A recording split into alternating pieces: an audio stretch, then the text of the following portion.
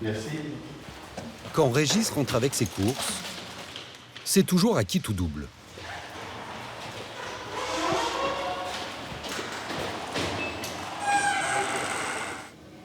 Il y a quelque chose qui doit déconner. S'il ne bouge pas... Dans cet immeuble de 14 étages, il y a pourtant 2 ascenseurs. Mais celui de droite est totalement hors service depuis 3 semaines. Et celui de gauche ne fonctionne que par intermittence. Ah, en service, ça y est. Il est en panne. Vous faites comment, du coup? Quand il n'y a pas d'ascenseur, je rentre à pied. Ok. Il n'y a pas d'autre solution. Régis habite presque tout en haut, au 13e étage. Mais je vous préviens, il a pour une bonne demi-heure. 30 minutes d'effort, 208 marches à gravir à 82 ans. Bon, j'ai fait un festival. Quelques instants. Régis s'arrête tous les 2 étages, le souffle court.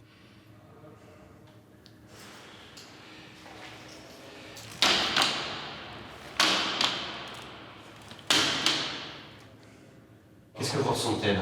Bien, disons que c'est de la fatigue. Et aussi, des douleurs, de l'arthrose au genou. Encore 9 étages. On va aller voir l'ascenseur avec les grands-femmes. Régis veut croire à un miracle. Et voilà, on ne sait jamais, des fois il part.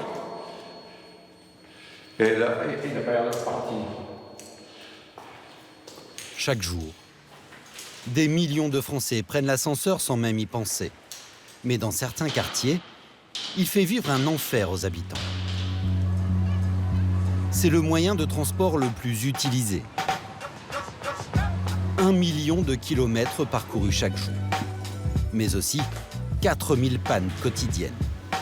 Et les résidences HLM comme celle-ci à Noisy-le-Sec sont les plus touchées. Prisonniers des étages, ces habitants s'adaptent tant bien que mal, avec l'impression d'être abandonnés à leur sort.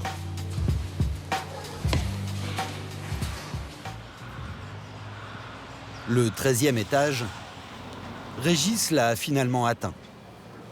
Mais Michel, sa femme de 73 ans, n'en sort quasi plus. Elle est diabétique, avec de l'œdème aux jambes. Comment vous faites, vous? Ah bah, je descends pas, je vais pas descendre. Hein. Si on descend puis qu'on peut plus remonter. On est à domicile, des fois elle arrive en bas, ça marche pas, elle monte pas. Hein. Alors, mon médecin il vient, il monte encore, mais pour combien de temps? Cela fait presque 3 mois que ça dure. Et mes filles, ils arrivent en bas, elles m'appellent, l'ascenseur ne marche pas, elles font demi-tour. Hein. Ça vous rend triste? Ah oui, quand même. Hein. Avec son diabète, Michel doit manger à heure fixe. On va chauffer les frites. Oui, il faut les mettre au micro-ondes. Et comme Régis a perdu une demi-heure à monter les escaliers, il a loupé l'heure du déjeuner avec sa femme. Pour les occupants des 84 logements, la vie n'est qu'une suite d'imprévus. 2 coups de stress. Je suis le 12e, tout le temps il n'y a pas d'ascenseur, c'est pas possible. C'est tout le temps pareil. Aujourd'hui ça, demain c'est ça. Les anciens appareils faisaient partie des 25% d'ascenseurs en France qui ont plus de 40 ans. Ils ont été remplacés par du matériel dernière génération, mais qui ne tient pas ses promesses.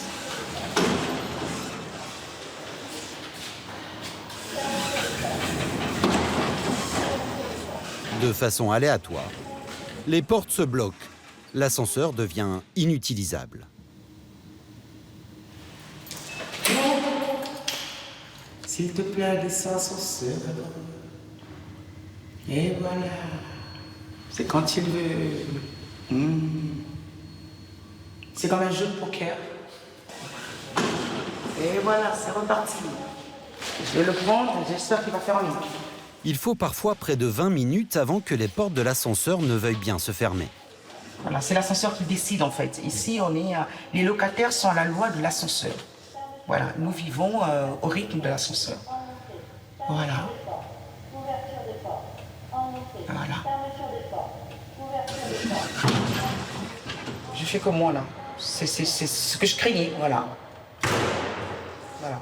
Donc, c'est pas normal. Et entre-temps, il y a des charges d'ascenseur qui sont prises tous les mois. Voilà. Et c'est un nouvel ascenseur, quand même. Hein. Voilà, on a attendu plus d'1 an pour pouvoir les avoir et on a droit à ça. Et c'est pas normal du tout. Vous avez bien vu tout à l'heure l'ascenseuriste. Enfin, alléluia. Voilà. Quand les 2 ascenseurs sont en panne, plus question de se faire livrer un colis ou un repas. Et le nettoyage des parties communes n'est plus assuré. Mais il y a plus grave. Moi, je suis infirmière, donc vous voyez, je viens faire des soins et donc moi, je vais prévenir le patient que je viens pas et puis c'est tout. Cette infirmière doit changer le pansement au pied d'une dame âgée au 11e. Non. Elle a déjà tenté sa chance plus tôt dans la matinée. Oui, bonjour, c'est l'infirmière. L'ascenseur, ça ne fonctionne pas, donc je vais pas pouvoir venir. J'ai beaucoup de patients derrière vous et là, je viens pas. Hein. Je suis désolée, mais je viens pas. Si votre femme peut se déplacer à mon cabinet, à la limite, d'accord ? Pour ne pas rester piégés dans les étages, certains habitants ont dû réorganiser leur vie. Tu le poses pas par terre. Allez. Karine a emménagé au 14e il y a 6 mois avec son mari et ses 3 enfants. Ils attendent le 4e. Non, pas il rebondit pas sur le sol. Il y a le voisin, le pauvre. Ce 5 pièces à 766 € par mois était leur rêve. D'autant que l'école est juste au pied de l'immeuble.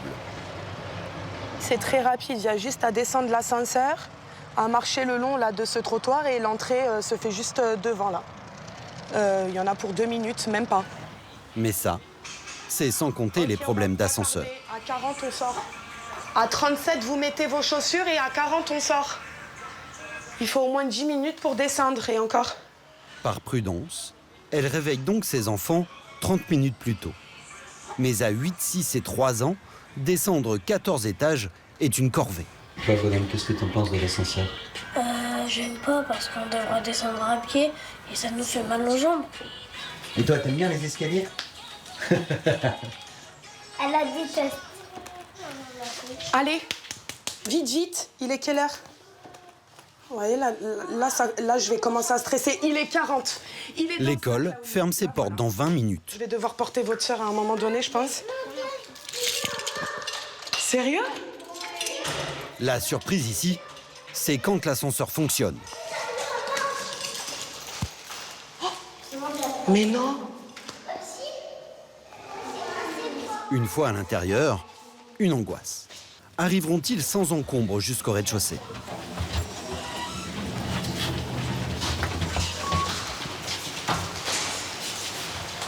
Voyez, pour les autres, ça y est, elle rebloque.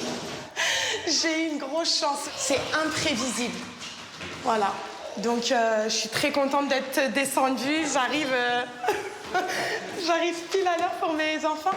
Laouni. Les familles suivantes devront prendre l'escalier. Enceinte de 5 mois, Karine dépose ses enfants à l'heure à l'école. Mais ensuite, elle préfère ne pas rentrer chez elle. Je descends une fois et je remonte une fois. Pour faciliter ses allées et venues, elle passe ses journées chez sa grand-mère qui habite au rez-de-chaussée d'une tour voisine. Je laisse tout un tas de vêtements pour mes enfants. Ici, c'est même devenu l'annexe de son appartement. Je laisse les vélos, je laisse des affaires pour moi aussi. Et donc ici, c'est au cas où, bien évidemment, ça tombe en panne. On a un matelas gonflable. Des petits matelas pour dépanner pour les enfants. Et c'est pas vivable, je paye un loyer, je suis quasi jamais à la maison. Donc en fait, j'ai pas l'impression d'avoir un appartement et de vivre sereinement. C'est de l'angoisse en plus, c'est du stress en plus, c'est des crises de panique, c'est vraiment un enfer au quotidien. Dans les étages les plus élevés, à cause de simples pannes d'ascenseur, ah bah tiens, il est là, monsieur. Qui s'en fout de mon problème. les appartements deviennent quasiment inhabitables. De quoi susciter la colère contre le bailleur, accusé de ne pas prendre la mesure du problème. L'ascenseur, il est en panne. Ils ont passé hier. Ça recommence. Mais dans ce cas, je préfère pas. Tu appelles ton responsable et tu lui dis il y a urgence. Le gardien ne peut rien faire.